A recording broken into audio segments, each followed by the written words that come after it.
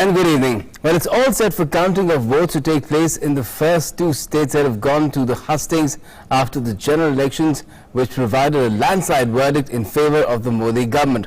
We'll bring you all that lies in store tomorrow on Newsnight Tonight.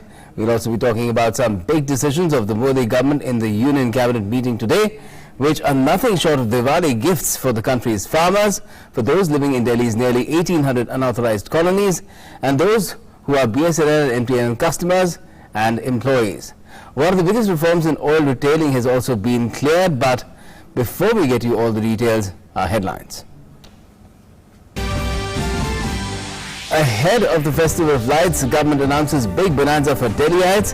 Cabinet approves proposal to grant ownership rights to 40 lakh people living in unauthorized colonies in Delhi. The centre to bring a bill in the winter session of Parliament to implement this decision.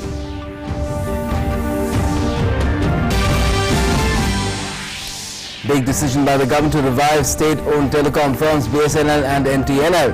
Cabinet approves merger of the two telecom companies. The government to put in 29,937 crore rupees for revival of MTNL and BSNL.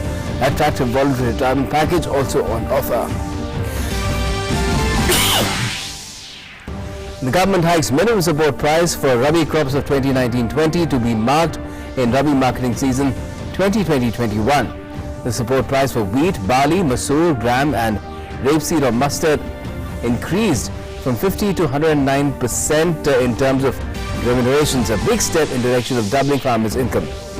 State set for counting of votes of assembly polls in Haryana and Maharashtra. All arrangements in place for counting of votes tomorrow. Counting of votes for by-polls in 51 assembly constituencies in 18 states and 2 Lok Sabha seats also on Thursday. Kartarpur corridor dream gets closer to realization. India and Pakistan to sign agreement to operationalize the Kartarpur corridor tomorrow. Officials from Home Ministry and External Affairs reached there for the signing event.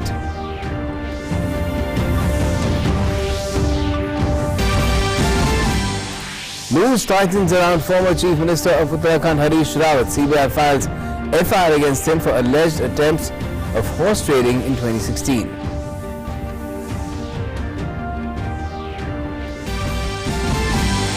Rains wreak havoc in southern region of the country. Heavy rains in Karnataka and Odisha throw life out of gear. Heavy rains also claimed 12 lives in Karnataka. Alert issued in Tamil Nadu. The department lifts the red alert in Kerala. And Saurav Ganguly takes charge as the president of the BCCI. Says we'll work things around in the BCCI with no compromise on credibility. Promises a corruption-free, same for all BCCI.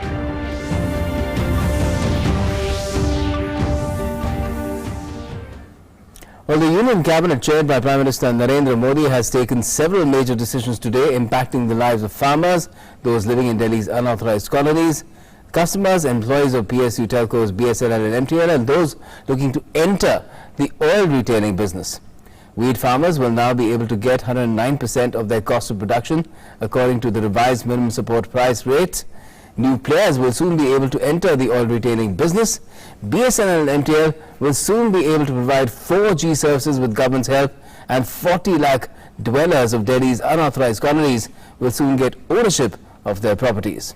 Take a look.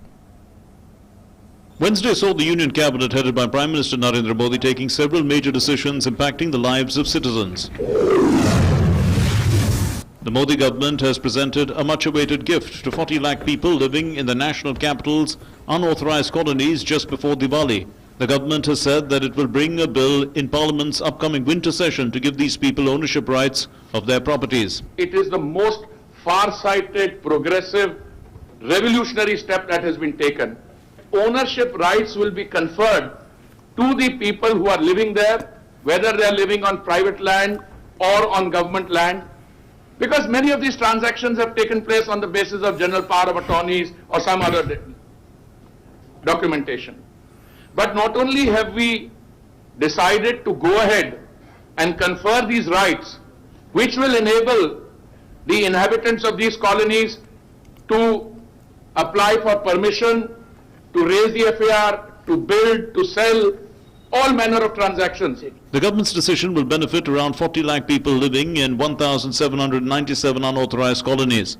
The government will also construct 17 lakh low-cost homes for these residents. The minister said that the Modi government has undertaken this exercise to fulfill its promise of providing all facilities to the lesser privileged in New India. The Union Cabinet has also taken a decision for revival of PSU telcos, BSNL and MTNL, which have been going through tough times.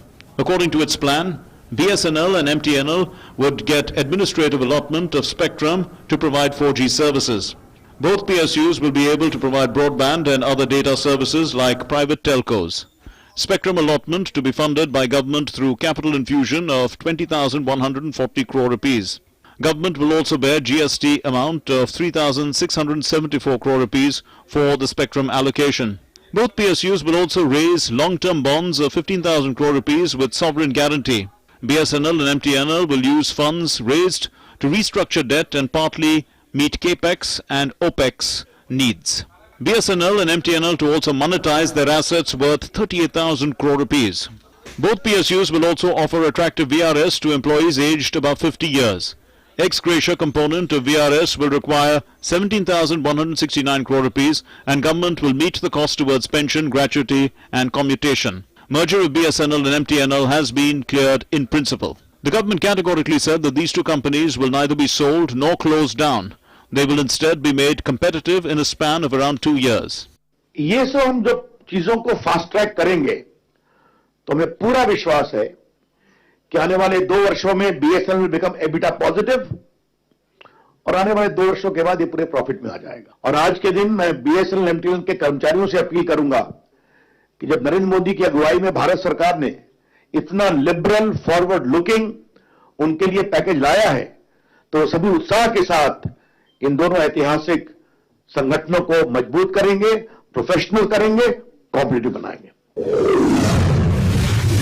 The Cabinet Committee on Economic Affairs also cleared the decision to hike the minimum support price for RabiCrops for 2020-21. The government raised the procurement prices for wheat, barley, gram, mustard, safflower and lentil, saying that this is a big step in line with the government's pledge to double farmers' income by 2022. Wheat farmers will get more than double their average cost of production. अब 50% से लेकर 109% तक लागत मूल्य से ज्यादा कीमत सरकार ने दी है मुनाफा ऐड करके। तो ये किसान की आय दुगने करने के लक्ष्य में एक बहुत बड़ी सहायक भूमिका करेगी। किसान को न्याय मिल रहा है और उसके पास खरीदने के लिए भी और बचत के लिए भी पैसा होगा। In the biggest reform in the fuel retailing sector in almost 2 decades, the CCEA also relaxed norms for setting up petrol pumps, allowing non-oil companies to venture into the business, a move that could help private and foreign firms to enter the world's fastest growing market. Petrol retail outlets दूसरी कंपनियां भी खोल सकती है, यानी नई कंपनियां भी शुरू कर सकती है और उसमें निवेश बढ़ेगा, रोजगार बढ़ेगा, उससे उत्पादकता बढ़ेगी। Clearly, these decisions will not only benefit farmers and the poor but are aimed at bringing in reforms to boost economic growth and employment while strengthening key public sector enterprises. With Rishi Kumar in Delhi, Newsnight Desk, DD India. Well, let's try and understand these major decisions that the Union Cabinet has taken. Some have been taken by the Cabinet Committee on Economic Affairs more granularly, more in detail. First up, let's look at the decision that is bringing relief to 40 lakh national capital dwellers. It is a thing that has been hanging fires for more than 2 decades. Relief for Delhi's unauthorized colony residents, that's what it can be called. The Cabinet has approved regulations for conferring ownership or transfer rights to unauthorized colony residents. So if you have the papers in your name, you can get ownership of it. If you have even transferred it, you want to sell it, that will also be possible now. What is happening next? Well, it's going to be, the government will bring a bill in the winter session of Parliament to implement this decision. So this requires that a new law be passed so that this thing can be implemented. Now, decision to benefit more than 40 lakh residents of unauthorized colonies. A lot of people live in these unauthorized colonies in the national capital in almost subhuman conditions. All this will slowly now go away. It will be applicable to 1,797 unauthorized colonies.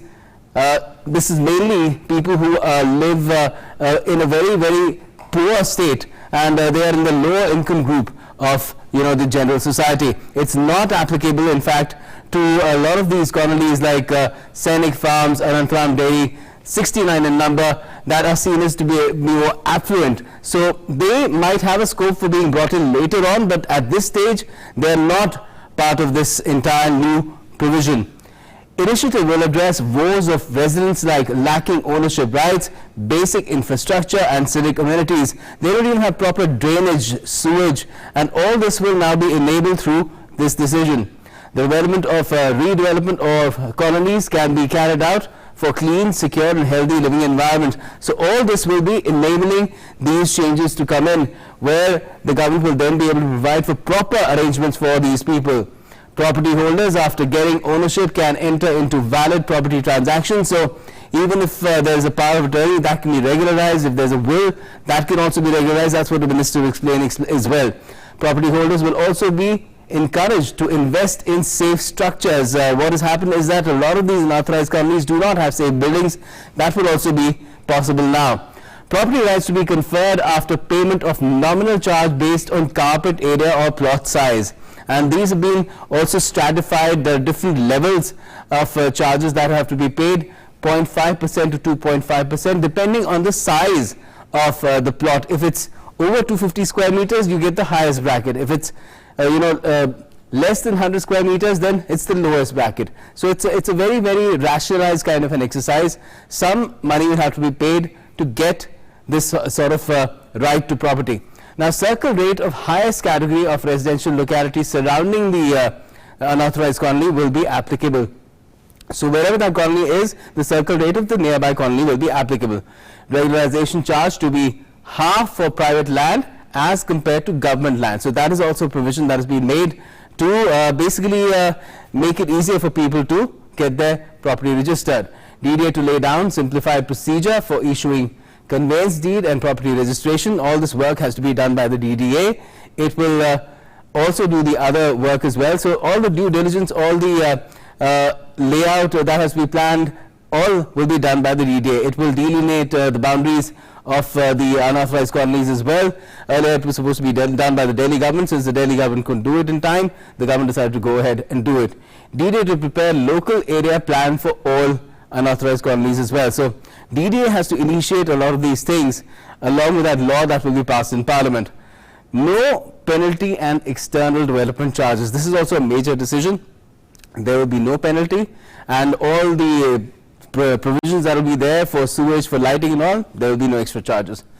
Multiple plot flat owners to be charged on rate applicable to area of all properties clubbed together. Pretty simple. If you own multiple properties there, everything will be clubbed together and the entire area will be charged. Excuse me. Option to pay charges in 3 equal installments in a year. So that is something that the government has again decided to make it easier for payment. Late payment will attract a simple interest of 8% per annum. So it's not compounded. That's a big relief. If you get late in making that payment for regularization, you have to pay interest at 8% simple. Conveyance deed to be executed for residential purposes irrespective of the use. So even if the use is commercial, it will be executed, the deed will be executed for residential purposes only. So these are the key provisions there as far as this relief for Delhiites is concerned. Then the government measures to boost BSNL and MTNL. Another huge decision. Sovereign bonds of 15,000 crore rupees will be raised for BSNL and MTNL revival. This is one of the pointers of the revival plan. There are many other significant pointers as well. BSNL and MTNL to be merged through gradual operationalization. This will happen in the course of a lot of other things that have to take place. Assets of BSNL and MTNL worth 38,000 crores to be monetized. So this is all part of a staged revival plan, really in 4 stages. 4G spectrum to be allocated to both the telecom PS, that is public sector enterprises, because that is something that had not been keeping these two companies competitive.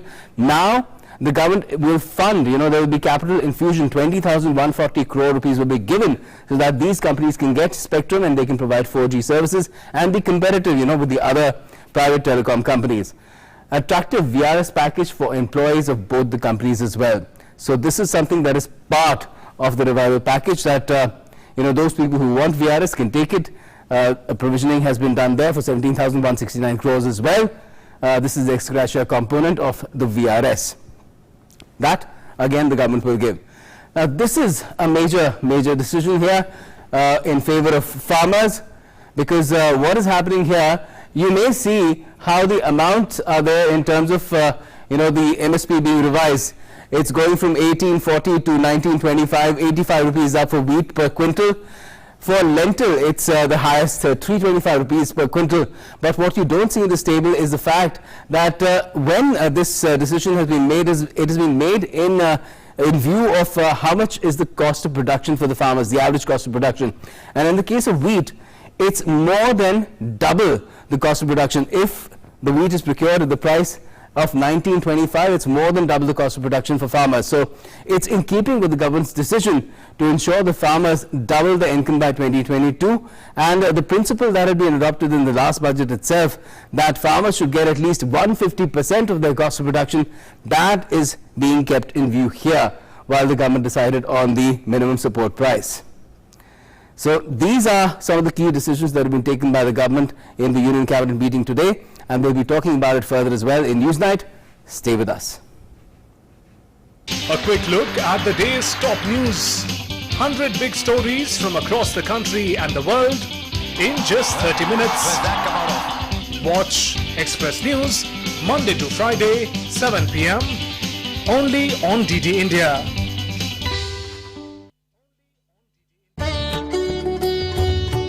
महात्मा के मंत्र।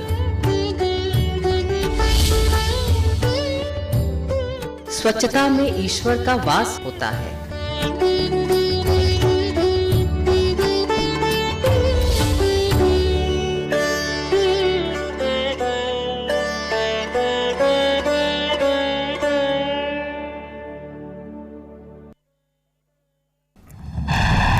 Welcome back. You're watching Newsnight, and we're talking about the key cabinet decisions, the crucial, the very major cabinet decisions that have been taken today.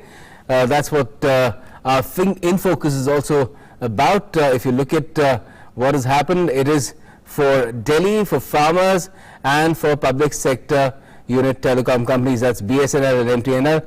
Majorly, these are the key decisions, and to talk about it, we have Shubham Bhattacharjee, senior economic journalist in our studio. Also, we've got Shishir in our studio. He's senior deputy editor of Hindu Business Line. Welcome to both of you. First to you, Shubham, what do you think? If you look at these decisions in a bird's eye view, what really tells you is in terms of how these decisions have been arrived at, keeping in interest not just people but the economy as well? Well, I would say that the decision on BSNL and MTNL is very significant because it does, set the tone for what will happen in the telecom sector. And given the fact that the telecom sector is the framework on which most of what you might call the new developments would be happening, like look at digital economy, look at any one of the major initiatives that the government is looking at, what shape the public sector units take, what will happen to their spectrum. This was a big decision that was necessary to decide, because that would have this would also give an idea to the other players in the telecom space about how and what to expect in the telecom auction. In fact, the government's number of 20,140 crore also gives some sort of an idea of how much BSNL and MTNL will be giving. That means what the prices are expected to be. Those prices are under review. Telecom Minister Mr. Ravi Shankar Prasad has said that the government is willing to think about reviewing the prices of the telecom spectrum. So that is very important. Of course, there is the one major issue, which is that of the employees of the organization. But I do not deny that that is very important for the larger constituency, which is the people of this country. What happens to the telecom sector, the pricing of it, will be very important in the days to come. So I would rate this, and as well as the decision to open up the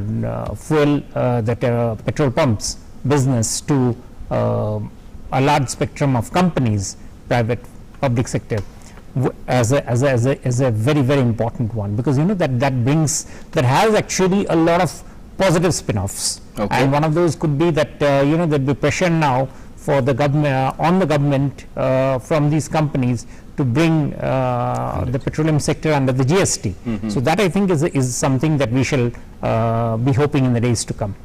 Yes, Dharmendra Pradhan, the petroleum minister, has been asking Nirmala Sitharaman, the finance minister, to get a very hard and detailed look at it and ensure that something on the GST Council appears on the agenda on that account. But Shishir, if you look at even the MSP decision that the cabinet, the CCA, has taken, that's going to put a lot of money in the hands of farmers, which will be great for the economy, the kind of state that it is in today. Certainly, farmers are the only producer in our country who do not have right to fix the price of their produce. And I think that increasing the MSP is important, but at the same time it is also important whether that MSP is reaching to the farmers or not. Because you are increasing the MSP by say 5%, but if you compare with the cost of the produce, that range is 50% to 109%. Wheat has the highest 109%. Since the government has fixed a timeline of 2022 for doubling the farmers' income, I think this is a very, very significant move. But at the same time, we need to see that what kind of infrastructure are available so that farmers are really getting the price of the real price impact of this MSP increase. The other thing is that since 2 installment of Pradhan Mantri Kisan Samman has already been transferred to the farmers. So at this time when we are talking about that people do not have money in their hand, these 2 measures will bring in more money into the hand of people, and that will really fuel the consumption demand in the economy. Yes, because a larger part of our population still relies on agricultural income, and in that context, Shubhamoy, do you feel that this decision will go a long way in terms of boosting the overall economy as well? Yeah, it would. I would have been more happy if the government had also taken a decision to, sort of put exports of these many of these commodities on the, sort of relax the rules for them. We are the world's largest producer of vegetables. We are one of the largest for almost every one of the crops. It is great that if we allow the farmers to access the international markets, and in fact that will be a great income support for them. Right now what happens is whenever there's a overproduction, and which is bound to happen in any agricultural scenario, then what happens is the government has to step in with the MSP, and that instead of becoming a sort of aspiration price becomes a sort of a floor price. That's not a very happy thing, because it puts pressure on the government. It puts pressure all around, whereas the succor is just at all hand by simply allowing the farmers to access the international market and ensuring consistency about it. So I would say that would be better, but yes, certainly correction in MSP. One would also expect that once these prices are revised, one will of course have to do the calculations. The consumer price index, which is already now getting closer to 4%, will rise a bit more because the prices will start reflecting the new ones very soon. So yes, there would be a bit of inflationary crawl creeping back into the economy, which may not be a bad thing, because essentially there has been a spate of deflation all around, which has not really helped. So maybe a bit of inflation would come in, but then the government will then have to work out means and methods to ensure that the poor, the landless poor, they do not suffer the impact of rising prices, and their purchasing power stays solvent. You don't want to transfer the difficulties and the stress from one sector to another sector. The agricultural laborer, then the laborers in the urban areas, they depend on bought food items. Okay. And if the government says fine, we'll support it, I mean, as the government has been saying, that we'll support it by prices at the basic prices at which things are given out. then that puts extra pressure on government finances. So there are a lot of these issues there, but I'm sure that that's something Well, that government we has can other look tools at. at its disposal as And well. Gautam, to if I control just add taxes. one Yes. line, Center is also waiting a report from the Chief Minister's Committee for Okay. the improvement in the farm sector. I believe some more steps will be taken in near future when the Chief Minister Committee will give their recommendation, and that will be especially about the marketing of the produce. I think that will be a really big boost for the farm sector. Because marketing is something, again, Shishir, we have in terms of accessing markets, ENAM as well that's been implemented. What more do you think, what kind of scope is there to do more as far as, having farmers directly access the market on their own? The real problem is APMC. We are here. We have been listening about that APMC will be dismantled or people will not be bounded by these kind of thing. But since 2004, very few states have taken some step in that direction. A draft act is there. Now government is again talking about the APMC. You have ENAM, but the problem is that the farmers who have a very small plot, they are not in a position to sell their produce on such kind of platform. Okay. So they need a kind of boundaryless market. They are not supposed to sell only in that particular area. Some of the states, Maharashtra, I believe I think made some changes in the Maybe APMC. there could be some but they production pooling as well of small Yes, that yielding the farmers. agriculture producers organization that has already been in place, and in Maharashtra they took some step on APMC, but finally they also reversed their decision. So I need the first and the most important thing is that we need to amend the APMC. We need to end this APMC Act and give the farmer to a right to sell their produce where they are getting the best price for their produce. Let's now also talk about what's happened in Delhi. This is a decision that had been hanging fire for decades, and the government again was waiting for the Delhi government to move on it, and ultimately it decided to move on its own.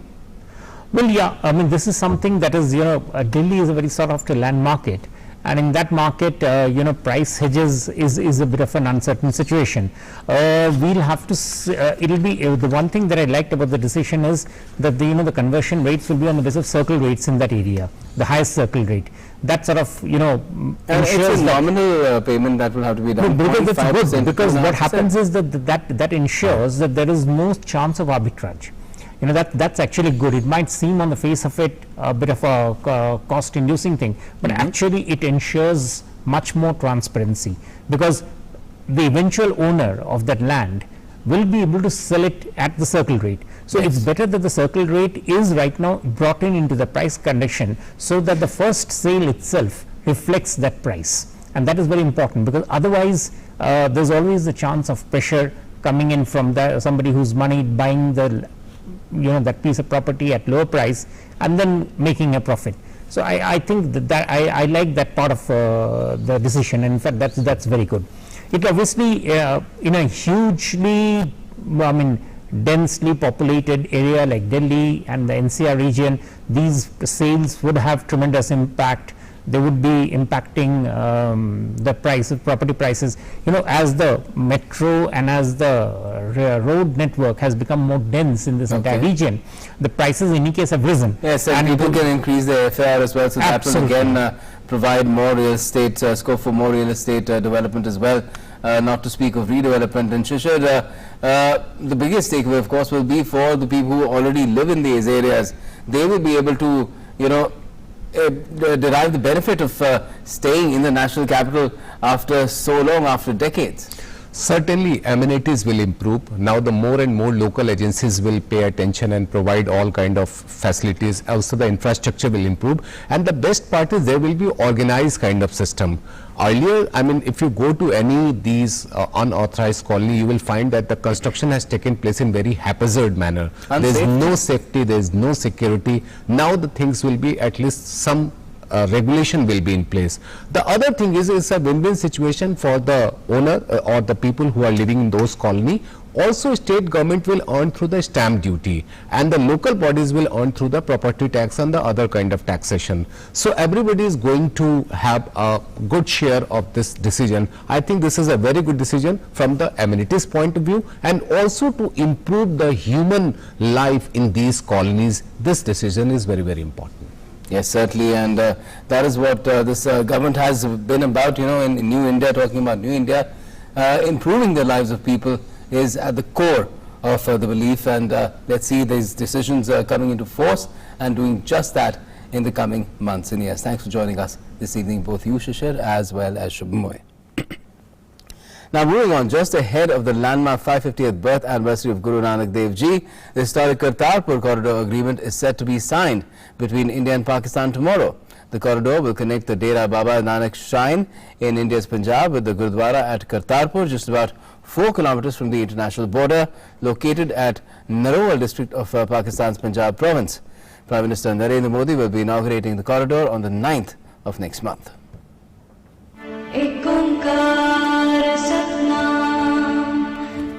Various events are being organized across the country to celebrate the 550th birth anniversary of the founder of Sikh religion, Guru Nanak Dev Ji. India and Pakistan will sign an agreement on Thursday to operationalize the Kartarpur corridor. The officials from the Ministry of Home Affairs and Ministry of External Affairs have already reached there. Although India was strongly opposed to Pakistan's decision to levy a service charge of $20 on each pilgrim, nonetheless India is going ahead to sign the agreement. A web portal is also expected to be launched soon after signing of the agreement. The portal will help in online registration of devotees visiting Gurudwara Darbar Sahib Kartarpur. India and Pakistan have already agreed on visa-free travel of Indian pilgrims to Gurudwara Darbar Sahib using the Kartarpur corridor. Pilgrims will only have to carry their passports to visit the revered Gurudwara in Pakistan. Prime Minister Narendra Modi will inaugurate the Kartarpur corridor on November 9 and flag off the first jatha of 550 pilgrims to Kartarpur Sahib. Preparations are underway for Prime Minister's visit to Dera Baba Nanak. Earlier on Monday, Union Minister Harsimrat Kaur Badal had met Union Home Minister Amit Shah to finalize the program at Dera Baba Nanak. In a tweet, she said that Prime Minister Narendra Modi will inaugurate ICP, flag off the first jatha of 550 pilgrims to Sri Kartarpur Sahib and address a public meeting being organized by the Government of India. Last year in November, India had announced its decision to build the Kartarpur corridor. The approval for the corridor came through a cabinet meeting where detailed discussions took place to plan celebrations of the 550th birth anniversary of Guru Nanak Dev Ji, who had spent more than 18 years at the Kartarpur Gurudwara, located on the banks of the river Ravi. As per the agreement between the two countries, 5,000 pilgrims can visit the holy Gurudwara Kartarpur Sahib using the corridor every day. A state-of-the-art passenger terminal has been built to ensure hassle-free travel of pilgrims. The total area of the passenger terminal is 2.5 lakh square feet. A robust security system will be put in place in and around the passenger terminal building. The passenger terminal building complex will be a green building. A 4-lane highway has been constructed to link the Gurdaspur-Amritsar road to the international border for pilgrims to Kartarpur Sahib Gurudwara in Pakistan. Besides, a tent city has also been set up at Dera Baba Nanak for pilgrims. A 300 feet high tricolour will be installed at the new passenger terminal building. The construction work is being carried out under the supervision of the Land Ports Authority of India, LPAI. According to the Land Ports Authority of India, the construction on the Kartarpur corridor is expected to be completed by October 31. The corridor will facilitate easy and smooth visits of pilgrims from India to Kartarpur Sahib throughout the year. Abhishek Jha and Sudhakar Das, Newsnight Desk, DD India. Now, all is set for the counting of votes in Maharashtra and Haryana tomorrow. The counting will begin at 8 in the morning and clear trends will start emerging within a couple of hours. The election results to state assemblies of Maharashtra and Haryana will be out on Thursday. Voting had taken place on Monday and all preparations for counting of votes are now complete. The counting of votes will start from 8 a.m. and results are expected by noon. In Maharashtra, counting of votes for the 288 seats in the state will start at 8 in the morning. Complete preparations have been put in place for the counting. Paramilitary personnel have been deployed to ensure the security of counting centers. तैयारी पूरी हो चुकी है, उसमें जो पूरा randomisation जो था स्टाफ का वो हो चुका है। यहाँ पे जो स्ट्रांग रूम से ईवीएम हम लोग कंट्रोल यूनिट जो है ईवीएम का, उसे जब ले आएंगे काउंटिंग टेबल के ऊपर में, तो वहाँ पे भी जो है वो पूरा जो पाथ है उसका जो रास्ता जो है उसके ऊपर वो सीसीटीवी से कवर किया है। ईवीएम की सुरक्षा के लिए वहाँ पे स्ट्रांग रूम जो है 3 घेरे जो सुरक्षा के लगे हुए हैं। The counting of votes for 90 assembly seats in Haryana will also begin at 8 in the morning. It begins with the counting of postal ballots. Special preparations have been made in all counting centres. Each counting centre has 14 tables for each assembly constituency. There would be up to 14 to 16 rounds of counting. VVPAT slips will also be matched randomly with some EVMs. जो counting है उसमें भी सुरक्षा के तमाम इंतजाम रहेंगे। 3 tyre security रहेगी। पहला घेरा सीआरपीएफ का रहेगा, दूसरा घेरा फिर हरियाणा आर्म पुलिस का रहेगा और बाहर जो आप देख रहे हैं मेन रोड, ये जो मेन गेट है या मेन रोड है, इस पे भी लगभग 200 पुलिसकर्मी इस काउंटिंग सेंटर पे और 200 ही जो दूसरा हमारा काउंटिंग सेंटर है वहां पे तैनात रहेंगे। Counting of votes will also take place for by-elections to 51 assembly and 2 Lok Sabha seats across 18 states of the country. Voting in these seats also took place on Monday, October 21. DD News will give you the most reliable, accurate and quickest updates on trends and results. Our correspondents are on the ground in both states at counting centres and will be giving the results as they are being tallied. Political analysts, senior journalists and representatives of political parties will analyse these results. With all votes being sealed in the EVMs, the results are now awaited. By the afternoon, the picture should be clear as to who the people have reposed their faith in for another 5-year term. With inputs from Ajay Vikram, Abhishek, Aisha Khanam and Neeraj. Newsnight Desk, DD India. In Jammu and Kashmir, all arrangements are in place for Block Development Council, that's BDC, elections tomorrow. 1,065 candidates are in the fray for elections of chairpersons of the BDCs. All possible arrangements for security for polling in Rajouri and other districts have been made by the district administration. Narendra Modi ji ने एक विश्वास जीता है कश्मीरियों का, ये बहुत ही बड़ा मुबारक है उनके लिए और कश्मीरियों के लिए जो उन्होंने एक ऐलान किया, अनाउंसमेंट किया कि जो हमने बड़े अरसे से इसके लिए बड़ी कोशिश की कि यहाँ 3rd टर्म के इलेक्शन हो जाए। इसका ऐलान होना और ये इलेक्शन होना हम सब के लिए एक बहुत बड़ी कामयाबी और बहुत बड़ी बात है और कश्मीर में जितने गरीब हैं उनके लिए ये एक अपॉर्चुनिटी। कश्मीर में वो कोई व्यक्ति नहीं है जिसको थ्रेट नहीं है, थ्रेट हर किसी को है, लेकिन हम थ्रेट से डरने वाले लोग नहीं हैं। जितने भी सरपंच साहिबान हैं वो डट कर मुकाबला करेंगे, अपने जितने भी उनके लिए चुनौतियां होंगी उन चुनौतियों को मुकाबला करने के हम सारे खड़े हैं। हमें कोई डर नहीं है, कोई खौफ नहीं है। इलेक्शन के लिए हम सारे सरपंच साहिबान हिस्सा ले लेंगे और इंशाअल्लाह ताला अगले जो आने वाले समय में है उसमें हम गरीबों का काम करने में सहयोग करें। And the stage is also set for the Block Development Council polls that are slated for Thursday in Jammu and Kashmir. Our correspondent Vishal Barrister has spoken to the Chief Electoral Officer of Jammu and Kashmir. Listen in. The election of the BDC chairman is scheduled for tomorrow, and I have with me the Chief Electoral Officer. Let's talk to him and find out about the arrangements made by the election department for this election. So what kind of arrangements have been made? There are various kinds of arrangement like identification of polling station, then identification of polling parties, security, polling material. So all those arrangements have been made. 307 polling stations will be used for voting. There are around 26,628 voters. We have 316 blocks in the state, out of which contest is taking place on 307, and overall there are 1,065 candidates in fray. Sir, just before Kashmir turns to the Union Territory, how crucial is this election? I would say it is not crucial, rather than it is unique, in the sense that in the history of JNK there has never been election to the chairman of Block Development Council, which is the second tier of local self-government. So in that sense it is unique, and they will be first time electing the chairman of District Development Board, which is known as Jila Parishad in other states. So the 73rd and 74th amendment, when it was done, the rules and acts had the provision for that, but somehow the elections could not be held. So this time, for the first time, there will be local self-government as per the 73rd and 74th amendment of the Constitution. Sir, as you have said that it's unique, so what kind of security arrangements have been made, because security is a big concern? Well, security is concerned in few districts of Kashmir Valley, not in whole state. So roughly 7-8 districts have certain security related challenges. We are very sure that it will be successful and free and fair and transparent. Sir, one last question. Since you've said that 7-8 districts, would you like to name these districts that you will be closely monitoring?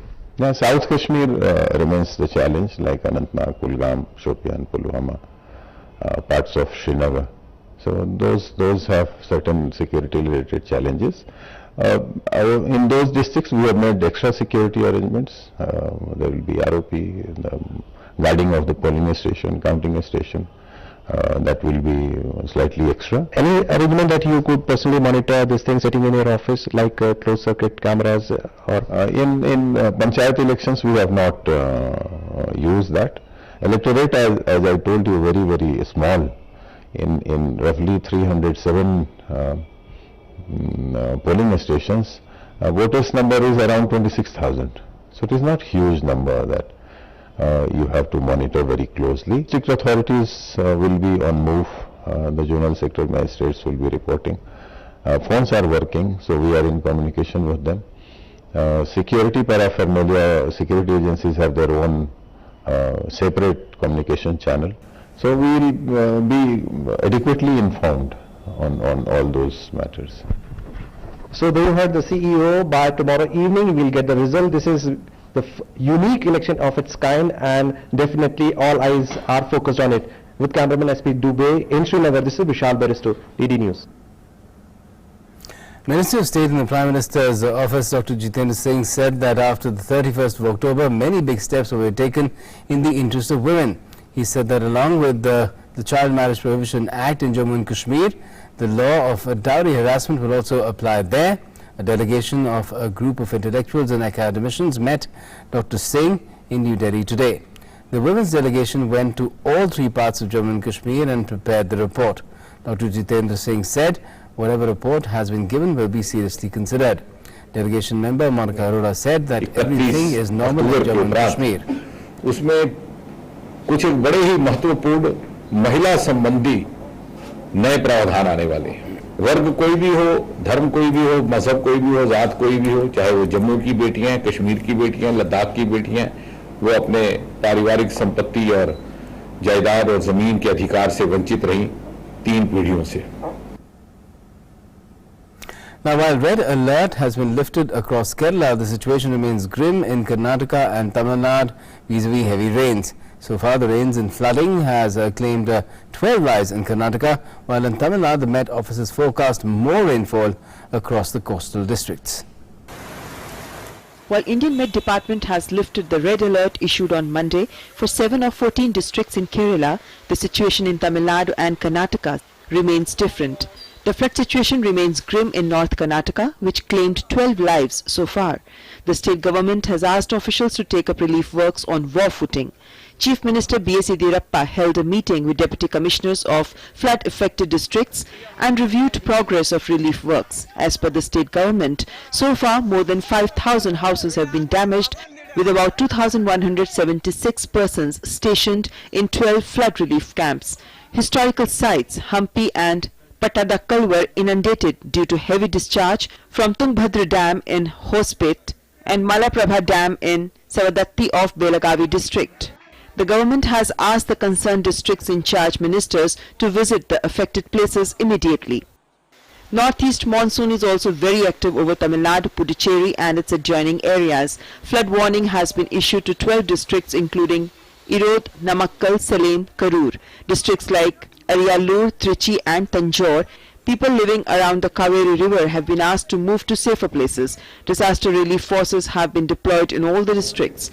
The Met Department has forecast more rainfall across coastal districts in Tamil Nadu following formation of a new weather system in the Bay of Bengal. The fishermen have been advised not to venture into sea.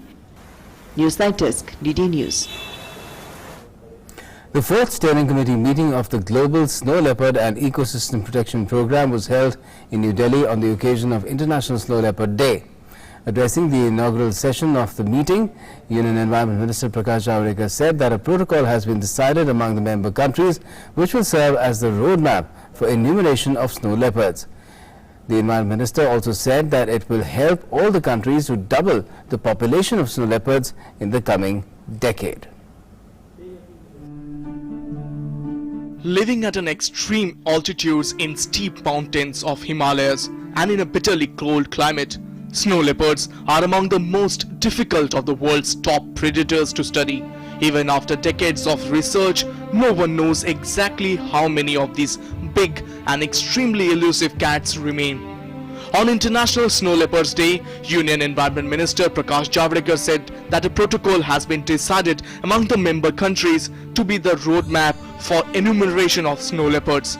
He added that once the enumeration is completed, the plan is to double the population of snow leopards in the world.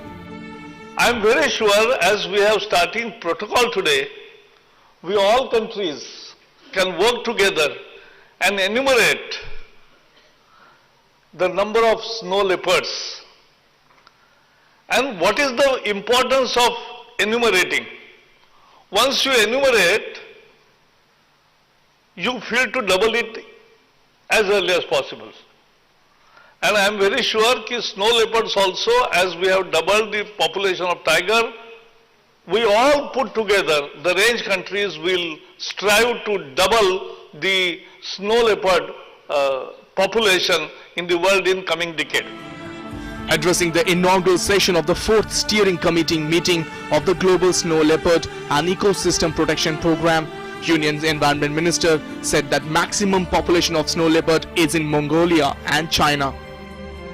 I am very sure that these deliberations will be very successful and chalk out the very practical program for all the countries together, and we can win this important battle against climate change by preserving nature, by improving nature, and by multiplying the whole epitome of ecology which certifies the ecology, that is leopards, tigers, lion, elephants, rhinos and all animal kingdom. Even though India has strong wildlife legislations where snow leopard is conferred the highest level, the feline continues to face serious threats from the poachers. Recognizing the importance, population assessment of world's snow leopard has been launched, which is expected to lead to scientifically robust national and statewide population estimates of this endangered and elusive cat across its high altitude habitat, both inside and outside protected areas. Tapas Bhattacharya's report, DD News, Delhi.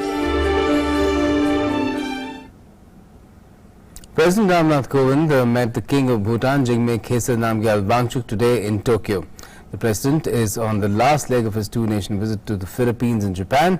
Yesterday, the President attended the enthronement ceremony of the Japanese Emperor.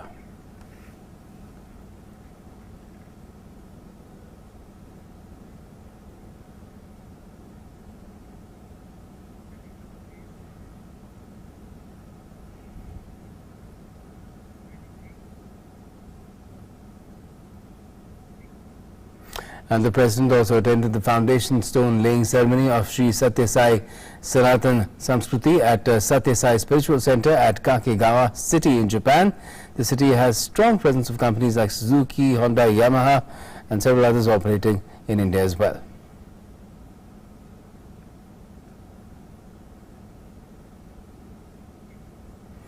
Prime Minister Narendra Modi congratulated the President of the Republic of Tunisia today for being sworn in. The PM, in a tweet, held out the congratulations to the President of Tunisia and wished that he needs to further work with him to take India and Tunisia relationship forward.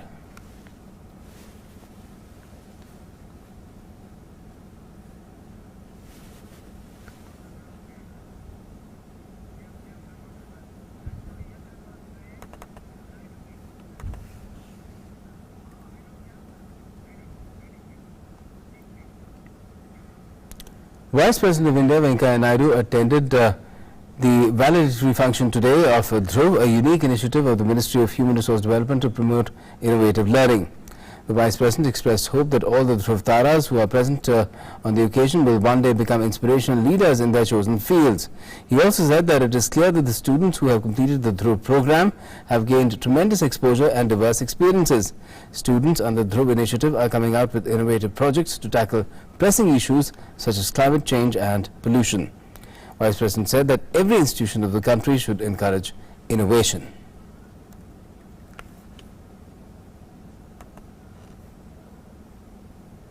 मुझे विश्वास है कि आज के सभी ध्रुव तारे भविष्य में अपने रुचि के चुने हुए क्षेत्र में उत्कृष्टता के मानदंड स्थापित करेंगे और दूसरों के लिए प्रेरणा का स्रोत बनाएंगे। आपके प्रयास देश को उपलब्धि को नई ऊंचाइयों पर ले जाएंगे, यह मेरा विश्वास है। And while addressing the event, School Education Secretary Amit Khare said that every child is gifted and the job of our education system should be to develop the innate talent of every child. I always feel that every child is gifted. Some have talents which are different from others. The job of a good teacher or of the entire education system should be to develop the talent which is already there. Well, the Pradhan Mantri Ujjwala Yojana is being run nationwide as a tool for women empowerment and to protect women from smoke of firewood. This scheme has come as a great relief for the women from poor families of Solan district in Himachal Pradesh, enabling them to live healthy lives with their families. Let's take a look at a ground report from Solan.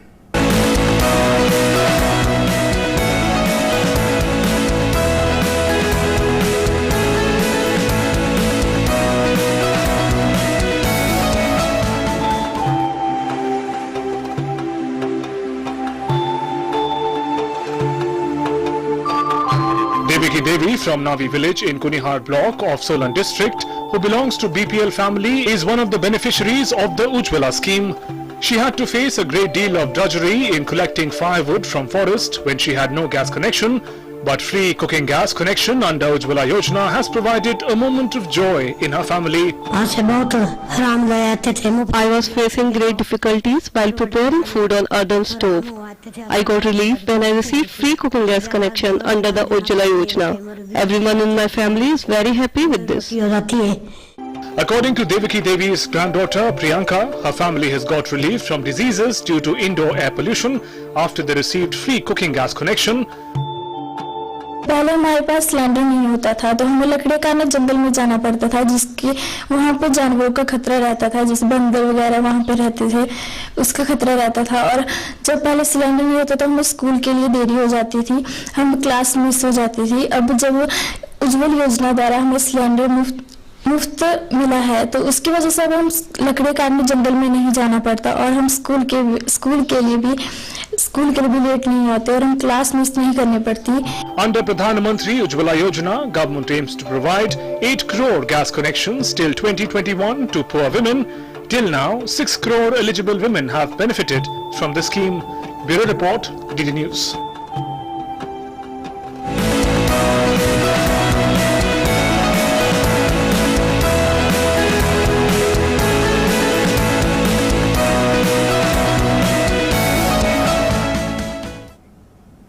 Rashtriya Ekta Divas or National Unity Day is celebrated every year on the 31st of October by the people throughout the country.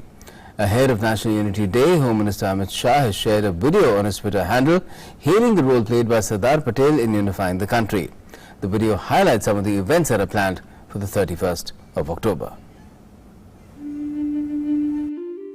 सरदार ये शब्द जोड़ता है दिलों को, सोच को, रंगों को, वर्गों को और पूरे देश को। सरदार न होते तो हम एक न होते। तो आइए आज हम भी एक हो जाते हैं सरदार के लिए और सारे भेदभाव पीछे छोड़कर लगाते हैं एकता की दौड़। Run for unity. 31 अक्टूबर राष्ट्रीय एकता दिवस यानी कि सरदार पटेल की जन्म जयंती के दिन हमारे प्रधानमंत्री Narendra Modi ji statue of unity Kevadia से देंगे सरदार पटेल को श्रद्धांजलि और देश भर के 700 से ज्यादा जिलों से लाखों लोग जुड़ेंगे साथ लेकर एक लक्ष्य, एक भारत श्रेष्ठ भारत। दिल्ली के मेजर ध्यानचंद नेशनल स्टेडियम से गृह मंत्री अमित शाह करेंगे flag off. Run for unity. दौड़ेगा इंडिया लक्ष्य की ओर. एक भारत श्रेष्ठ Bharat. Time now to get you some more national updates. The CBI has filed an FIR against former Uttarakhand Chief Minister Harish Rawat for alleged attempts of horse trading. The case dates back to 2016 when the leader was caught on tape by an editor of a news channel.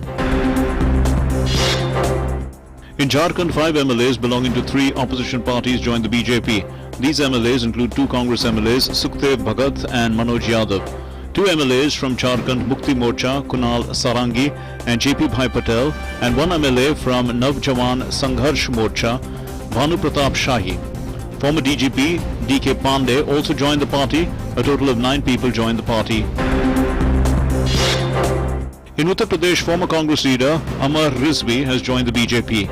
He was inducted into the party by its General Secretary Arun Singh. Rizvi said that he will work to dispel the misunderstanding and confusion among minorities about the BJP. Senior Congress leader Subhash Chopra has been appointed as the new chief of the Delhi Congress. Kirti Azad will be the campaign committee chairman of the unit. The Delhi High Court has granted bail to senior Congress leader DK Shivakumar. He was under judicial custody at Tihar jail since September 3rd in a money laundering case filed by the Enforcement Directorate. A Gujarat court has granted 72-hour transit remand of 2 accused in the Kamlesh Tiwari murder case to the Uttar Pradesh police. The accused Ashfaq Sheikh and Moinuddin Pathan were nabbed from the Gujarat-Rajasthan border near Shamlaji by the Gujarat anti-terrorist squad on Tuesday night. A nun who filed a rape case against Bishop Franco Mulakal has approached the National and State Women's Commissions besides the National Human Rights Commission, accusing the priest and his supporters of harassing her through various online platforms. Heavy rains have lashed parts of Odisha due to low pressure area over the Bay of Bengal, disrupting normal life even as more downpours are forecast in the next 3 days. Heavy rains in Ganjam, Gajapati, Puri, Jagat Singhpur, Malkangiri, Koraput and Rayagada districts inundated several low-lying areas and disrupted vehicular movement. Sports now, and former India captain Sourav Ganguly today took over as BCCI's 39th president. The 47-year-old was officially entrusted with the task of heading Indian cricket for the next 9 months at the BCCI's general body meeting, ending 33 months of reign of the Supreme Court appointed Committee of Administrators. Former Indian captain Sourav Ganguly has been formally elected unopposed as the new BCCI president. Ganguly formally took over as the new boss at the Apex body's annual general meeting in Mumbai on Wednesday. Notably, Ganguly filed his nomination for the role of BCCI president after 11th hour drama earlier this month.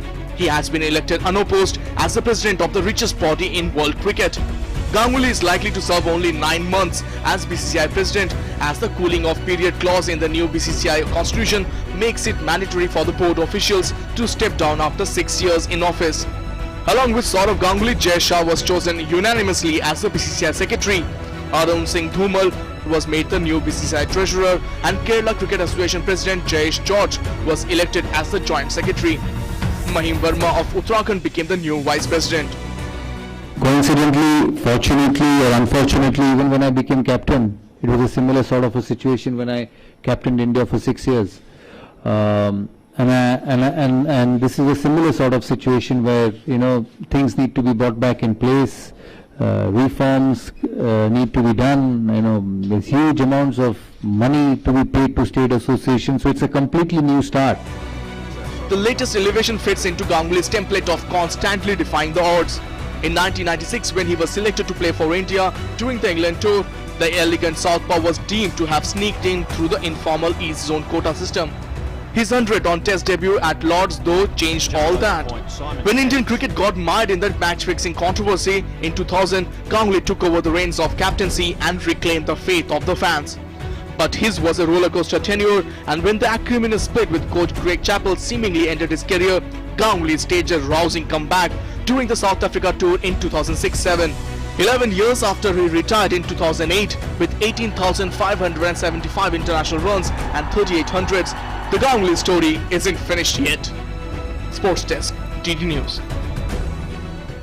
Well, all the best to Saurav Ganguly in the new responsibility. We're all looking forward to how he goes about doing it. And on that note, that's all we have in Newsnight tonight. For all the latest, stay with DD India.